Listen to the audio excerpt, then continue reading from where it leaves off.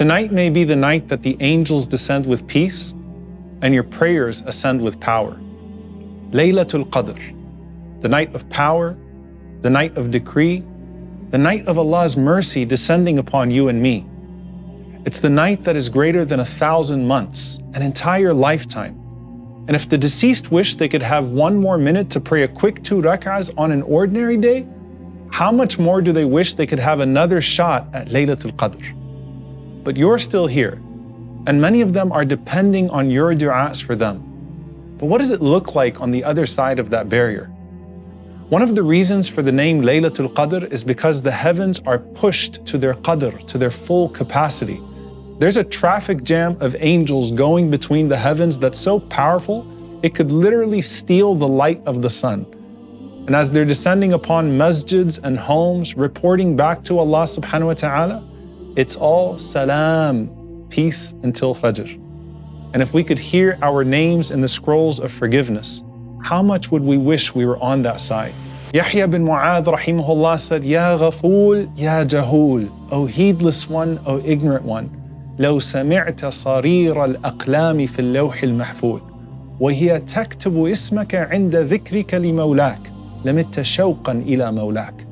If you could hear the sound of the pens in the preserved tablet writing down your name every time you remember your master, you would die from longing to meet your master. May Allah grant us the gift of seeing it written down when we get there and meeting him while he's pleased with us. Imagine how many people that strove in the past are now looking at a Laylatul Qadr from their graves from over 1,000 years ago, and it still makes them smile. Imam Ibn al-Jawzi rahimahullah said, by Allah, if it were said to the inhabitants of the graves, make any wish, they would wish for another day of Ramadan. If that's the case, how much more do you think they wish for the last 10 nights? But that's their past observances of Laylatul Qadr. How about now? Do the people in the graves even know when it's Laylatul Qadr?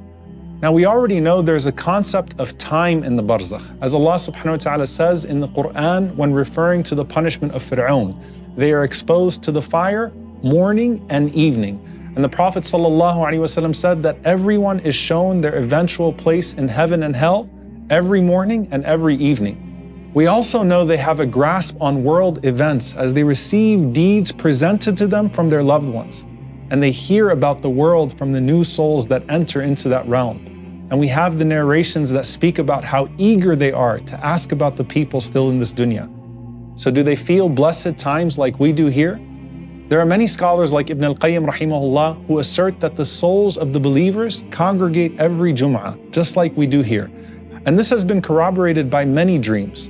And we know that Jum'ah is a blessed time even in Jannah. So one of the first chapters of Kitab al-Ruh, he titles it, What Do the Birds Utter During the Day of Jum'ah? And there is a narration that Mutarrif rahimahullah had a habit of visiting the graveyard every Jum'ah in the early mornings. And on one of those visits, he dozed off on his horse at the gate of the cemetery. Then he saw a vision of all of the souls sitting on top of their graves saying, O Mutarrif, who comes to us every Jum'ah. And then he looked up and he saw birds flying all around and chirping beautifully. So he asked the souls, what are the birds saying? And the souls said, they're saying, Salam, Salam, a blessed day. So surely on this night when the angels are saying Salam, Salam, there must be something, right? And Imam al-Dhahhak rahimahullah comments on the ayah, Salamun hiya hatta matla' al-fajr, by saying that Allah does not decree anything on this night except with salam, except with tranquility, and everything being free of harm. To the point that لا يحل لكوكب أن يرجم به فيها حتى تصبح, that even the comets and meteors are not allowed to pelt any of the shayateen until the morning. All the worlds witness a pause, a moment of relief from the trials and the evil of the shayateen. Even dreams can be purer that night. Abdullah ibn Abbas radiallahu anhuma says that the dream of Yusuf alayhi salam, where he saw the sun, the moon, and the stars prostrating to him, happened on Laylatul Qadr. So in the other realms, this has to be a night of blessing and relief, even if in ways we can't possibly grasp. The Prophet ﷺ said that when Ramadan comes, the gates of hellfire are shut and the gates of paradise are flung open. What does that mean for those who are already living in chambers of hell or gardens of Jannah, or for those who have a window to the other destination? We would hope that more souls are moved over to salvation that night. And it might be that our salvation becomes made apparent that night as well. And Imam Ibn al-Jawzi rahimahullah says one of the reasons it's called Laylatul Qadr is that those who had no worth by observing Laylatul Qadr become people of Qadr, meaning people of great value and worth. So perhaps on that night, our worth in the eyes of Allah changes and we're switched from the scrolls of the wicked to the scrolls of the righteous. And in that process, everything else that we do becomes so much more consequential, especially our du'as. I want you to sit with this analogy to Laylatul Qadr. Remember how Laylatul Isra, the night journey of the Prophet ﷺ, changed everything for him? And Imam Ibn Taymiyyah rahimahullah connects these two special nights together. He says the night of Isra is superior with respect to the Prophet ﷺ because of what he saw and received that night, while the night of Qadr is superior for the Ummah for what they received that night. So Laylatul Isra was where the Prophet ﷺ entered and interacted into the realm of the Barzakh. From being with the prophets in Al-Aqsa, to being with the highest angels, to witnessing the very scenes of reward and punishment we talk about today, then getting to speak to Allah the Most High.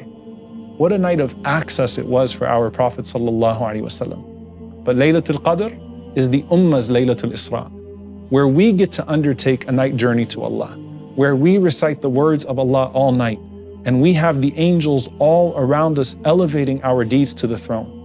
And just like the Prophet ﷺ interceded on behalf of all whom he loves on that night of Al-Isra, we intercede on behalf of all of our loved ones, dead or alive, on the night of Laylatul Qadr. Remember that father who told his son, "Don't stop sending your gifts to us in the form of dua"? He specifically said, "Oh my son, ask Allah to grant us al-afwa wal-ghufran, His pardon and His forgiveness." So when you're asking Allah, Allahumma innaka afuwan tuhibbul afwa fa'fu anna, oh Allah, you are the pardoner, you love to pardon, so pardon us. Make sure you're including them in that us part as well. And if this world is a stage and we're all performing in front of the unseen for unseen rewards of our own, Laylatul Qadr is the greatest night of them all.